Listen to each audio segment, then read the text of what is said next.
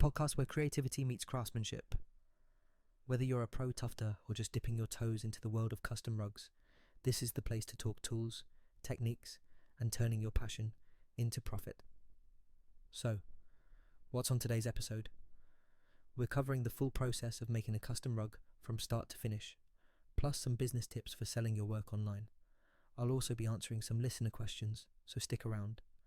Let's start with the fun part, designing your rug. Where do you even begin? Right? There's so much inspiration out there. Some people pull from classic patterns while others go completely abstract. If you're stuck, try mood boarding or sketching rough ideas. I personally love pulling ideas from vintage textiles, album covers, and graffiti art. And colour choice is huge. Ever noticed how blues and greens feel calming, while reds and oranges have more energy? Colour psychology plays a big role. If you're designing a rug for a specific space, think about the vibe you want to create. Okay, so I've got my design. How do I transfer it to my tufting cloth? You can use a projector for accuracy or sketch it freehand for a more personal touch. And don't overcomplicate it. Simple designs are easier to tuft, especially when you're starting out. Alright, let's talk tools. Because let's be honest, tufting isn't just about creativity, it's also about having the right setup.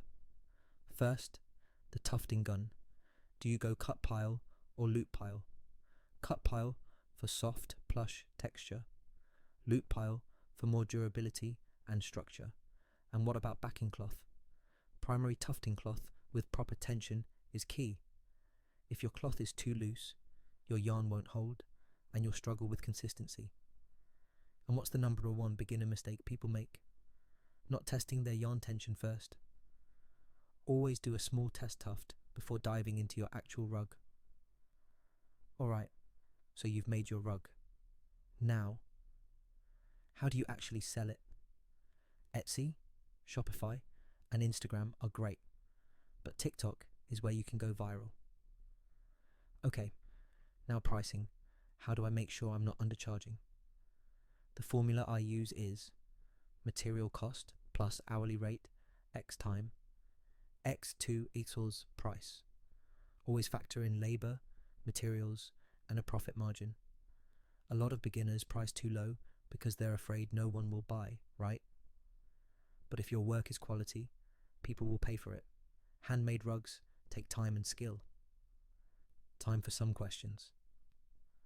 First up, what's the best yarn for beginners?